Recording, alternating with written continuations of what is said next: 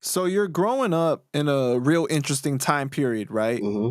With the 70s, the Vietnam War had ended and people were addicted to heroin, and then into the 80s, where it's the crack era. Yep. What was this time period like for you growing up with this around you? Well, my pops, he was in the army, so he was part of that whole transition, the war and everything. And when the crack hit, I, I know the dope era. I seen it. I know what it's like to see like all the drugs and everything in my neighborhood. But growing up, it didn't shape and form my brain at that time. At that time, I was into like video games and just regular things children was into, but I passed it every day.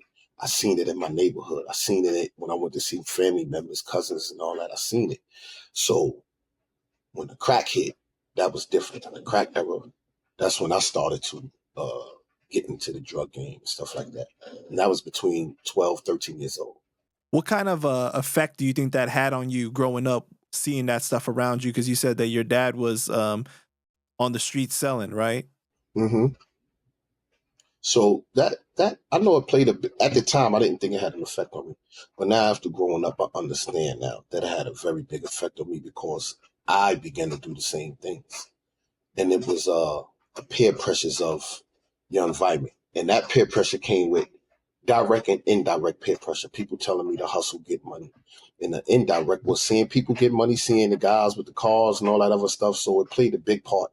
I wanted that. I wanted that instant gratification to be able to go out and get all the girls. I believe that you needed a car, you needed jewelry, you needed all of these different things in order to get women, because that's who had all the women, the guys that had the money, that had the cars. So Help paint the scene for us for Harlem during that time period.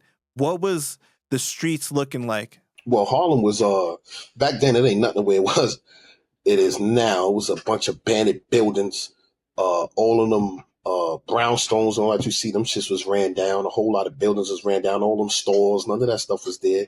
People lived in abandoned buildings back then. They were squatting in them buildings. So to see somebody with a Benz or a BMW or even further back, Cadillacs and all that, to see somebody in that was a big thing because majority everybody in Harlem is poor.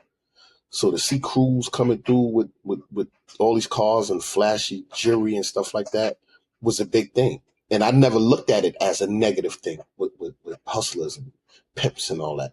I looked at it as positive, like, oh, they just getting money. They selling drugs. I didn't see it as a big thing until when the police come and raid them. My mind was telling me, why is the police messing with them? They ain't even doing nothing, So the way the neighborhoods were, it was kind of it was much more together than it is now.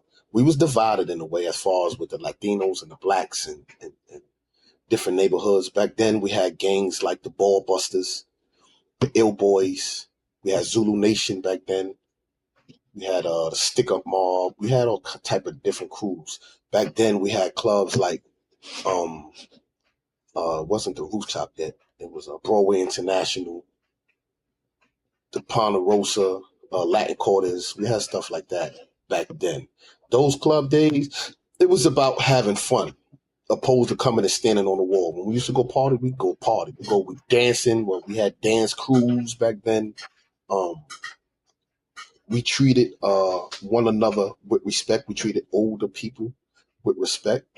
Even though we was out there hustling, if an old lady come on the block, we hide. We wouldn't let them see us doing the sales or selling drugs, nothing like that. If an old lady coming by with a bag, we would help them with their bag. Back then, we used to. For me, growing up, my first hustle as a young kid was packing bags in the supermarkets.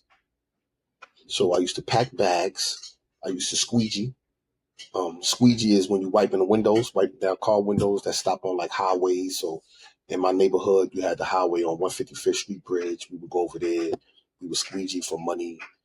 Then from there, we would they had the army that used to come around and give out the free cheese. They would pull up in big army trucks.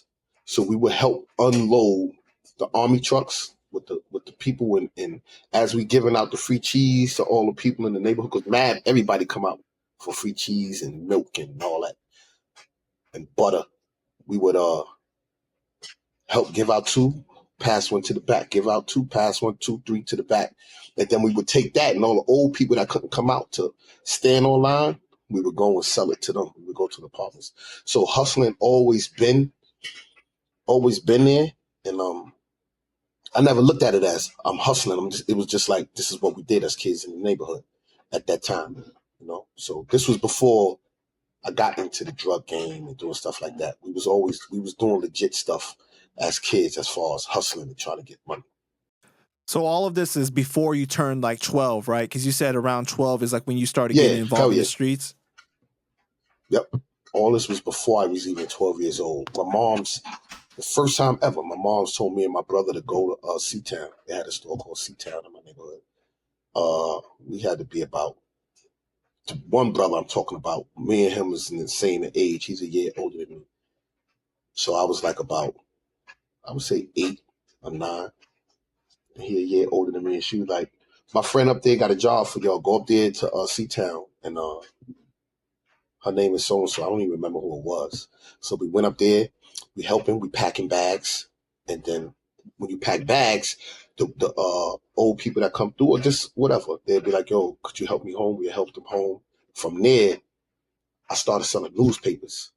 So every Sunday morning, I would get up and go around and sell newspapers. And then from that's when I got into squeegeeing and stuff like that. And then I wound up lying about my age. I was about 10 or 11. But it's crazy where when I was younger, I looked older.